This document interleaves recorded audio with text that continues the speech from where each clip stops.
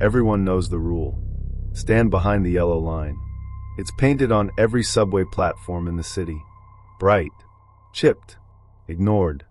A warning disguised as decoration. A suggestion more than a law. People step over it every day. They lean forward to see the tunnel.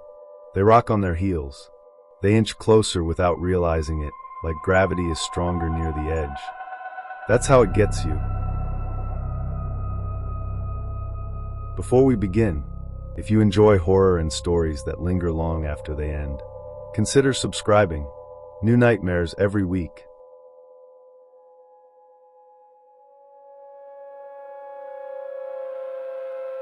The first death was ruled an accident. A man in his late 30s. Office clothes, briefcase still looped around his wrist. Witnesses said he lost his balance. Security footage showed him standing too close. The train arrived. He fell. Closed case. The second death happened 3 days later. Different station. Different line. A college student this time. Backpack, headphones. Same conclusion, accidental fall. By the fifth death, people started hesitating before saying it. By the seventh, they stopped saying it at all. They used a different word instead. Pushed. I didn't believe it.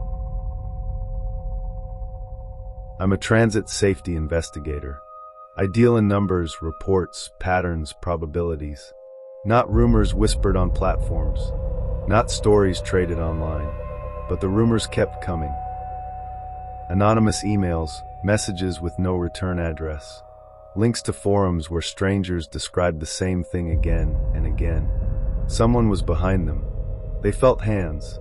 They heard a voice. And always the same detail. There was no one there when they turned around. I told myself fear was contagious. Subway deaths always come in clusters. Copycat accidents with heightened awareness. The brain filling empty space with monsters. Still, I started reviewing the footage. That's when things stopped making sense. Cameras near the platforms glitched during the incidents. Not completely dead, just stuttering, dropped frames, and distorted pixels. Like something was bending the image. One technician joked that the tunnels were haunted. He stopped joking after the 8th death. That one didn't look like an accident at all. The victim survived. Barely. Instead of falling onto the tracks, she slammed into a concrete pillar. Broken arm, cracked ribs, and head trauma. When I visited her in the hospital, she refused to look at the door. He was smiling, she said. I asked who. The man behind me. There was no man in the footage. I told her that carefully. She shook her head. He leaned in. I felt his breath. I asked her why she thought he pushed her. Her fingers tightened around the blanket. Because he said, not you. After that, I couldn't stop noticing things. I started riding the subway late at night, standing on platforms, watching people wait, and I saw it. People flinching, a sharp inhale, a sudden step forward, someone twisting at the waist, startled by something they couldn't see. Most people turned around. Some didn't. Those were the ones who smiled. Not happy, expectant. I noticed one man at Fulton Street. In his mid-40s, neat coat, his hands folded, standing inches from the edge. He wasn't on his phone. He wasn't watching the tunnel. He was staring straight ahead, at nothing. I stepped closer.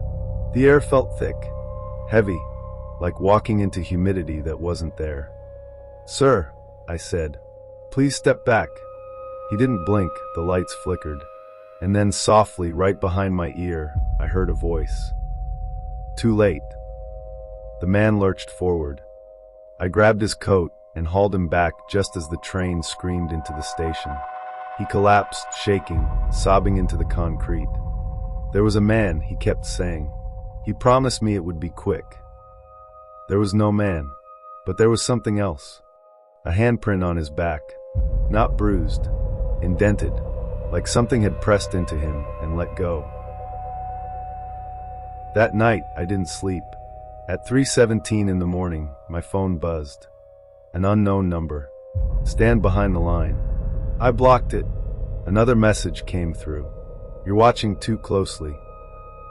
I started comparing victims. Not their age, not their job, or the station. What they shared was absence. No emergency contacts.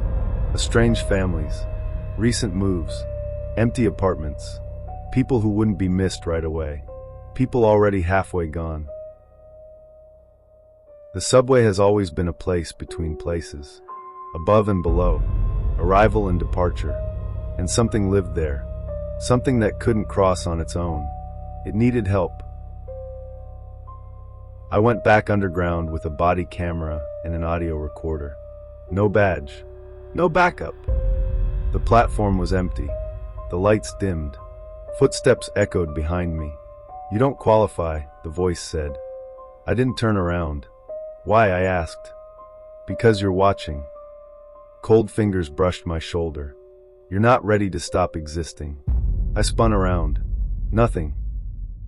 Later, when I reviewed the footage, I saw what I'd missed. A shape behind me. Tall. Thin. Smiling. Its hands were already reaching. I stopped riding the subway after that. I filed reports. Requested shutdowns. Flagged stations as unsafe. But nothing changed. People kept falling. Then the messages came back. Not warnings or instructions. Stand closer. Watch their feet. Wait for the train. I deleted them. I smashed my phone and bought a new one. The messages still came. I started noticing changes in myself. My reflection looked wrong. Thinner. Grayer. Like I'd been underground too long. I started losing time. Transit card records showed trips I didn't remember taking. Stations I didn't remember standing in. And every morning, there would be another death. Until I checked the footage. Not the corrupted files, the raw ones, frame by frame. There I was, standing behind them, smiling. My mouth was open, but I wasn't talking to the person in front of me. I was talking to the train. I understood then. It doesn't come from the tunnels. It comes from the people who notice it, who watch too closely, who learn the pattern. The subway doesn't kill anyone. It teaches. Last night, I stood on the platform again.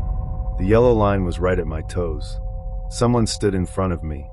Young, tired, alone, just like I used to be. They shifted their weight.